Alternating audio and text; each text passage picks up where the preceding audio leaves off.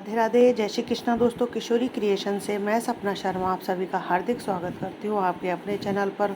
दोस्तों, आज के वीडियो में मैं आपके लिए पचभीको यानी भीष्म पंचक की कथा लेकर के आई हूँ। कार्तिक के महीने में आखिरी के 5 दिन यानी देवउठनी एकादशी से लेकर पूर्णमासी तक दिन के व्रत किए जाते हैं, जिसे पचभीका कहा जाता है।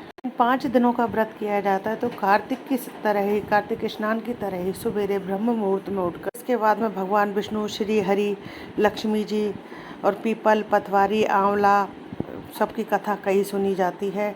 कार्तिक का महात्म्य सुना जाता है। 5 दिन का व्रत करने का मतलब है आप पूरे कार्तिक महीने का स्नान का आपको फल मिलता है। जो व्यक्ति अगर पूरे कार्तिक स्नान नहीं कर पाए या व्रत नहीं रह पाए तो वो लास्ट के अगर 5 दिन नियम से व्रत रहता है तो उसको पूरे कार्तिक स्नान का फल मिलता है। पचभीकम में जो है एक पौराणिक कथा सुनी जाती है जिसे भीष्म पंचक पचभीकु की कथा कहते हैं।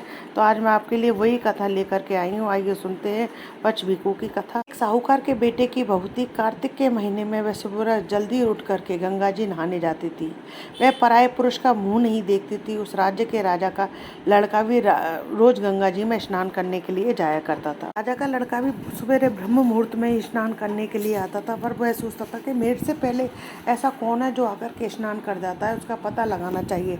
ऐसा सोचते सोचते पूरा कार्तिक मास निकलने को आ जाता है। जब कार्तिक के केवल 5 दिन रह गए तो उस दिन साहूकार के बेटे की बहू नहाकर जा रही थी तो राजा का बेटा नहाने के लिए आ रहा था। जैसे ही राजा का बेटा आता है तो उसके आने की आहट सुन करके वह जल्दी जल्दी जाने लगती है, जिससे वह अपने मोती की माला वही भूल जाती है और मोचड़ी भी टूट जाती है उसकी। अब राजा का बेटा जब घाट पे स्नान करने के लिए आता है, जब वह देखता है कि माला और मोचड़ी देखी तो सोचा कि माला मोचड़ी इतनी सुंदर है तो उसको पहनने वाली जो है वो कितनी सुंदर होगी, मुझे तो उसे जो है अवश्य ही देखना चाहिए। तो अब राजा का लड़का जो है सारी नगरी में ढिंडोरा पिटवा देता है कि जिसकी है माला मोचड़ी है वह मेरे पास 5 दिन आएगी तो मैं उसकी माला मोचड़ी उसको दे दूंगा।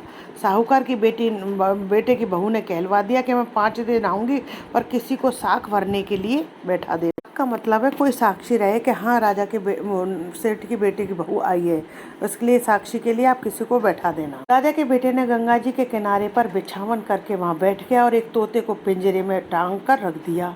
अगले दिन सवेरे वह आई, जैसे उसने पहली पेड़ी पर पैर रखा भगवान से प्रार्थना करती है कि हे कार्तिक ठाकुर, राय दामोदर, 5 पांडव, छोटो नारायण, भीष्म राजा, उस पापी को नींद आ जाए। मैं सत की हूँ तो मेरा सत रखना।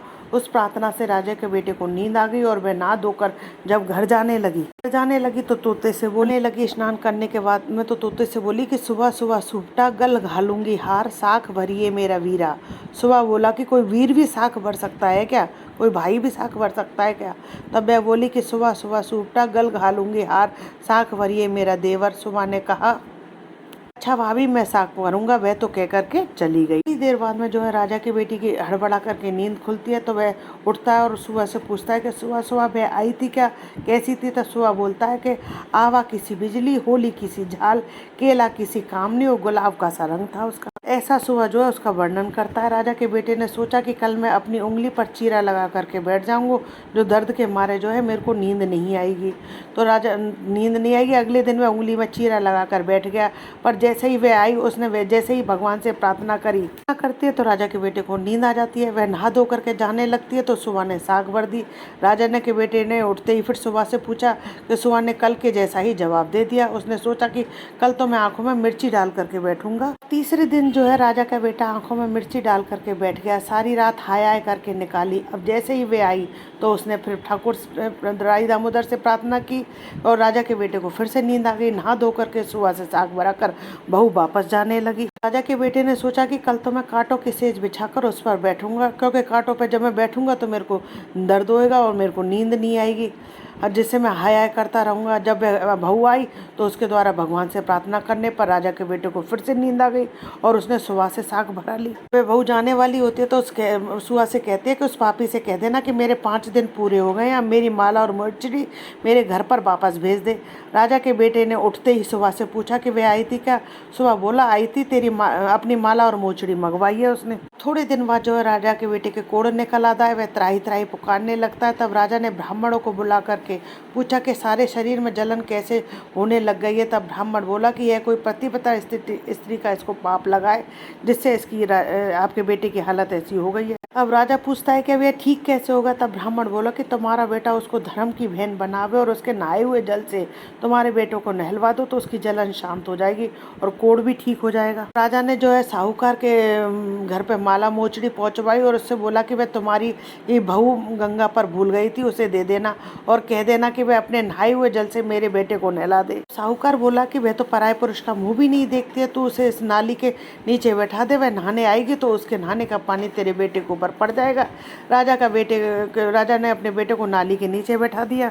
अब जैसे ही बहू नहाई तो उसके नहाया हुआ पानी गिरने से राजा का बेटे की काया जो है कंचन जैसी हो गई। हे पृथ्वी को देवता, जैसे साहूकार की बहू का सत रखा वैसे सबका सत रखना।